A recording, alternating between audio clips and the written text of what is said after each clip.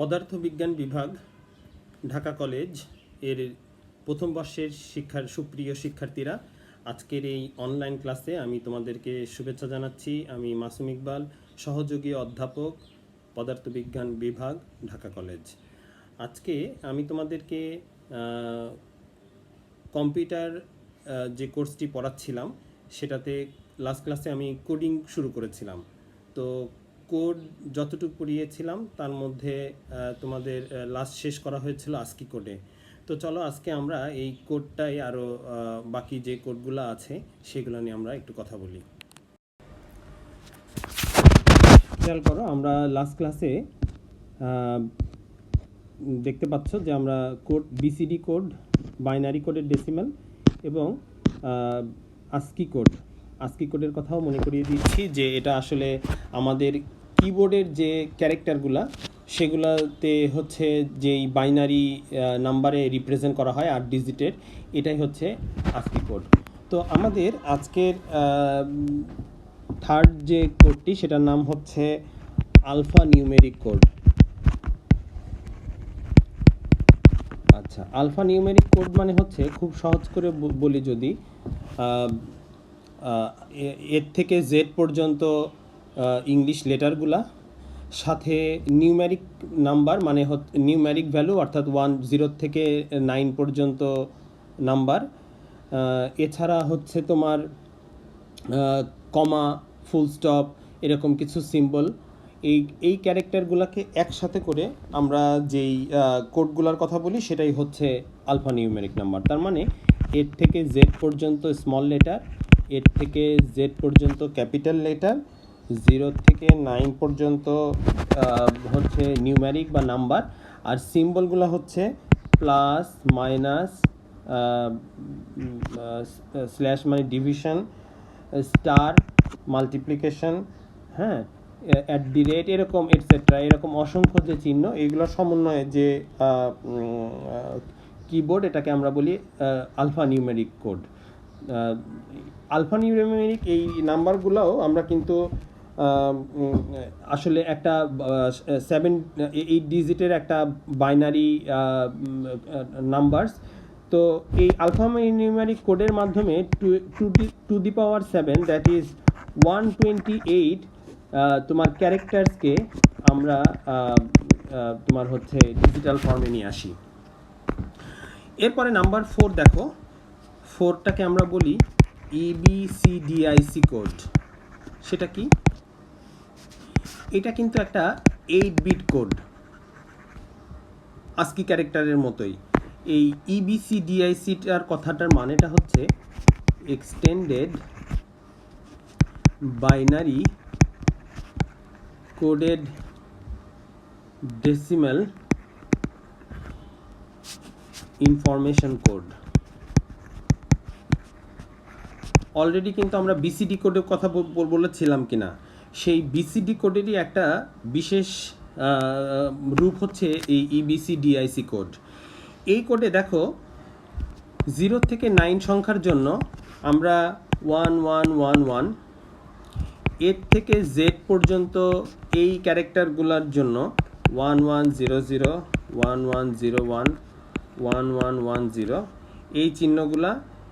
আর special character, অনেক special character থাকে, যেমন হচ্ছে হ্যাশট্যাগ, হ্যাঁ, অ্যাট দি রেট, এইসবের জন্য 0100, 0101, 0110, 0111, এই 4 বিটের এই জোন বিটগুলো ইউজ করা হয়, এগুলোকে বলা হয় জোন বিট।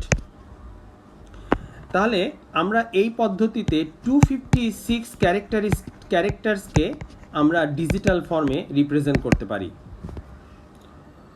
তো এইটা আসলে মেইনলি এই ক্যারেক্টারটা খুবই আনকমন, EBCDIC কোডটা। এটা সাধারণত IBM এর যে কম্পিউটারগুলো আছে সেই IBM কম্পিউটারগুলোতে এই কোড ইউজ করা হয়।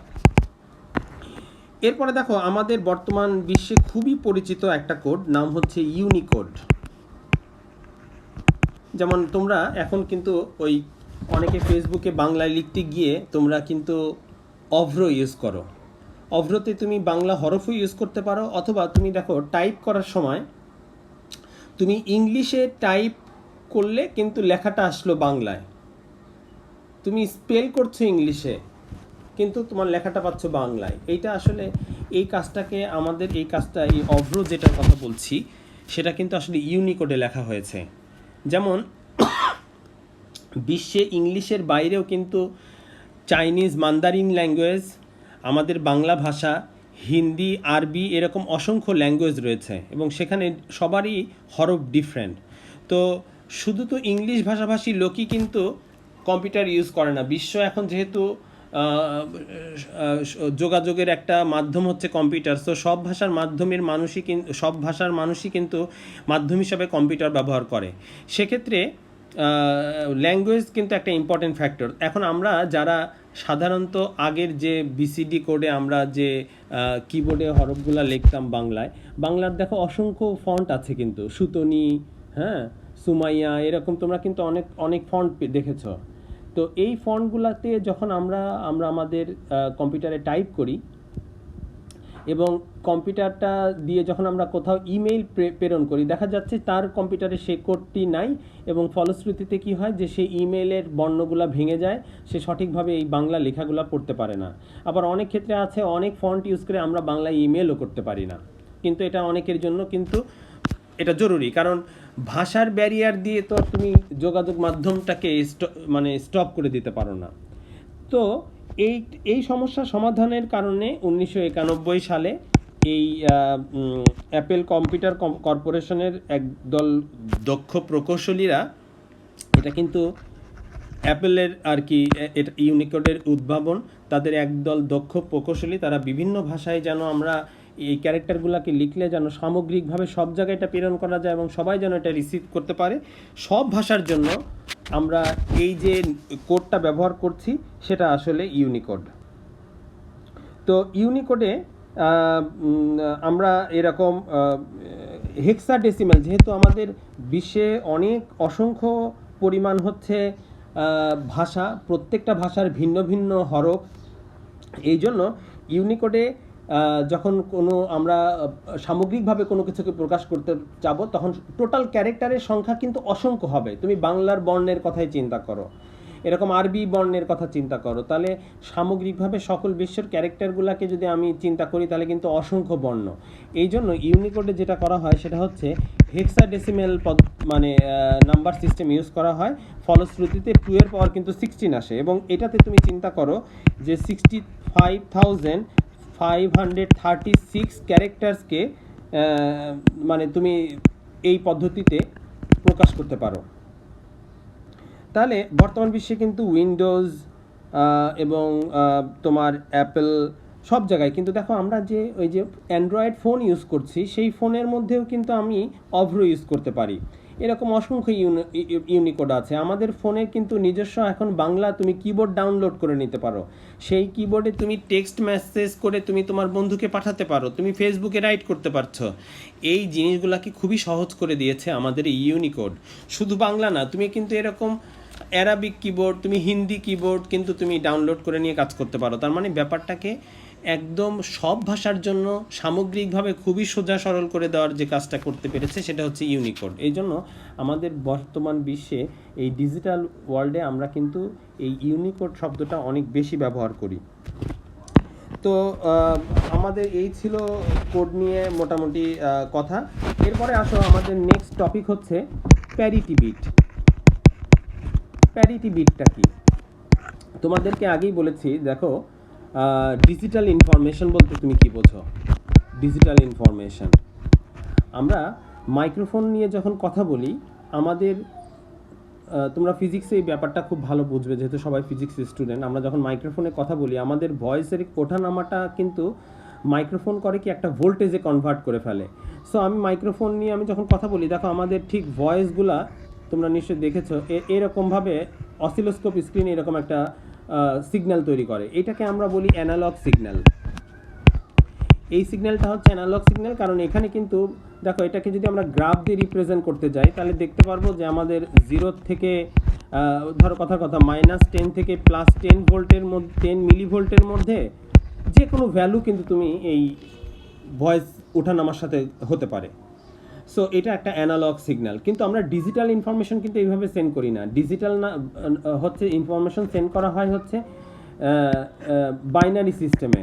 বাইনারি সিস্টেমটা মানে কি? বাইনারি সিস্টেম আমি তোমাকে একটা ডিজিটাল সিগন্যাল এঁকে দেখাচ্ছি, তুমি একটু স্ক্রিনের দিকে দেখো, যে দেখো বাইনারি সিগন্যাল যখন এই আমার ভয়েসটাকেই যখন বাইনারিতে কনভার্ট করা হবে, খেয়াল করো কীরকম হচ্ছে।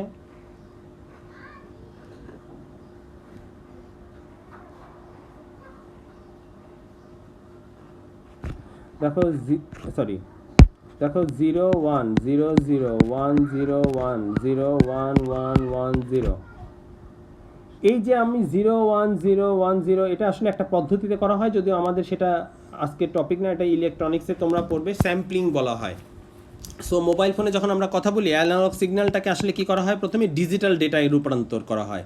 তো ডিজিটাল ডেটা মানে হচ্ছে যেখানে 0 আর 1 ছাড়া আর কোনো ক্যারেক্টার নাই, যে কোনো ভোল্টেজ নিতে পারবে না। আমরা ফিজিক্সে, তোমরা থার্ড ইয়ারে উঠে ল্যাব করবে, সেটা হচ্ছে যে এই যে 0 যেটা, এটাকে আমরা বলি আসলে 0 ভোল্ট, আর যেটা 1 এটাকে আমরা বলি 5 ভোল্ট। তার মানে একটা ডিজিটাল সিগন্যালের মধ্যে 0 ভোল্ট আছে অথবা 5 ভোল্ট আছে, এখানে কিন্তু 1 ভোল্ট নাই, 2 ভোল্ট নাই, মানে ইচ্ছা করলেও এটা থাকা সম্ভব না। তাহলে এই দুইটা ক্যারেক্টারের মধ্যে আর কোনো ক্যারেক্টার আমরা পেতে পারি না, এটা একটা ডিজিটাল ইনফরমেশন। এখন মনে করো এই ডিজিটালি ডেটাগুলোকে যখন থ্রো করা হয়, মানে দূরে কোনো মিডিয়ামের মাধ্যমে পাঠানো হয়, যেমন মোবাইল ফোনে কথা বলার সময়, এই ডিজিটাল ইনফরমেশনটা কিন্তু কোনো কারণে ডিস্টার্ব হতে পারে বা প্রবলেম হতে পারে। যেমন মনে করো যে তোমার এই ডিজিটালের কথার কথা একটা মানে সিগন্যাল ব্লক হওয়ার কারণে তোমার কোনো কারণে একটা ভোল্টেজ মার খেলো, সেক্ষেত্রে কিন্তু তুমি এইখানে 1টা মিসিং পাবে, ঠিক আছে কিনা? এই টোটাল যখন 8 ডিজিট দিয়ে দেখো, কথা আমি বলছি, একটা আস্কি কোডকে যখন আমি টেক্সট মেসেজ করছি, 8 ডিজিটের একটা, আমি 8টা ডিজিট দিয়ে যখন আমি কাউকে একটা মেসেজ পাঠাবো, একটা ডিজিট যদি মার খায়, মানে একটা 1 যদি মিসিং হয়, তাহলে কিন্তু দেখো তার এই ক্যারেক্টার, আমি ধরো পাঠাচ্ছি কে, সেই কেটা না হয়ে কিন্তু এটা অন্য একটা ডিফারেন্ট ক্যারেক্টার হয়ে যাবে, তার মানে কি তার রং মেসেজ যাবে, কিন্তু এটা তো আসলে আমাদের বাস্তব জীবনে হয় না। এখন এইটার জন্য যে কাজটা করা হয় সেটার নামই হচ্ছে প্যারিটি বিট। প্যারিটি বিটে যে দেখো, প্যারিটি বিটটা মানে এমন একটা বিট, সেটা হচ্ছে তোমার একটা ডিজিটাল ডাটার মানে কি বলবো, সিকিউরিটিকে নিশ্চিত করে, মানে ডিজিটাল ডাটার রিলায়েবিলিটিটা আরও বাড়িয়ে দেয়। এবং সাধারণত এই ডিজিটাল ডেটাতে এমএসবি বা মোস্ট সিগনিফিক্যান্ট বিট, মানে আমি এখানে এইভাবে বোঝাই, মোস্ট সিগনিফিক্যান্ট বিট মানে কি, সিগনিফিক্যান্ট বিট এটাকে আমরা বলি হচ্ছে লেফট মোস্ট বিট। মানে আমি আরও সহজ করে দিচ্ছি, মনে করো 256, এই যে 2টা হচ্ছে মানে সবচেয়ে বামের বিটটা। তো আমরা ডিজিটাল ডেটায় এই প্যারিটি বিটটা হচ্ছে সবার বামে যোগ করি, কিন্তু এখন আবার প্যারিটি বিটটাকে আগে দুই ভাগে ভাগ করা হয়। প্যারিটি বিটটাকে আমরা দুইটা গ্রুপে ভাগ করেছি, একটাকে আমরা বলি even bit, even parity bit, আরেকটাকে আমরা বলি অড প্যারিটি বিট। পার্থক্যটা কি? নামটা শুনলেই কিন্তু বোঝা যায়, ইভেন প্যারিটি বিট এবং অড প্যারিটি বিট। তো ইভেন প্যারিটি বিটে যেটা করা হয়, যে তোমার একটা ডিজিটাল ইনফরমেশন আছে, আমি একটা ডেটার এক্সাম্পল দিই, ধরো আমার কাছে একটা ডেটা আছে, এটা কিন্তু একটা এক্সাম্পল, আমার ডেটাটা হচ্ছে এরকম 001000100, মনে করো এরকম একটা আমার কাছে একটা ডেটা আছে। এখন এই ডেটাটা আমি সেন্ড করতে গিয়ে মাঝখানের এই 1টা মিস হয়ে এখানে 0 হয়ে যেতে পারে। তো এই ডেটাটা যে রিলায়েবল, এটাকে নিশ্চিত করার জন্য আমরা কি করছি, প্যারিটি বিট অ্যাড করছি। প্যারিটি বিটটা কোথায় থাকবে আমি দেখাচ্ছি, আমার বিটটা হচ্ছে 001000100। তো আমার একটু তোমাকে দেখাই, মোস্ট সিগনিফিক্যান্ট বিট মানে এই যে লাল কালারের বক্সটা দিলাম, এখানে একটা বিট যোগ করতে হবে। এখন এই বিটটা কত, হয় 0 না হলে 1, আমি কোনটা এখানে বসাবো? দেখো নাম হচ্ছে ইভেন প্যারিটি বিট, মানে টোটাল ডেটা যেটা হবে সেটাতে মোট জোড় সংখ্যক 1 বানাতে হবে। তাহলে আমাদের এই ডেটার মধ্যে খেয়াল করো, অলরেডি কিন্তু 2টা 1 আছে, এটা একটা জোড় সংখ্যক 1। তাহলে আমি এই রেড কালারের বক্সের মধ্যে একটা 0 বসাই দিলাম, তাহলে আমার এই প্যারিটি বিটটা হচ্ছে 0 এবং সবার বামে এটা বসলো। তাহলে বলো তো এখন টোটাল যে নাম্বারটা সেটাতে কি জোড় সংখ্যক 1 আছে কিনা? জোড় সংখ্যক যদি 1 থেকে থাকে তাহলে আমার এটা হচ্ছে একটা ইভেন নাম্বারকে নিশ্চিত করলো। এখন আমরা যদি এখন এই ডিজিটাল ডেটাটাকে সেন্ড করি এবং এখানে যদি কোনো 1 মিসিং হয় তাহলে কিন্তু এটা আর ইভেন থাকবে না, এটা অড হয়ে যাবে। তাহলে আমি তখন বুঝতে পারবো যে ডিজিটাল ডেটাটা রিলায়েবল ডেটা না।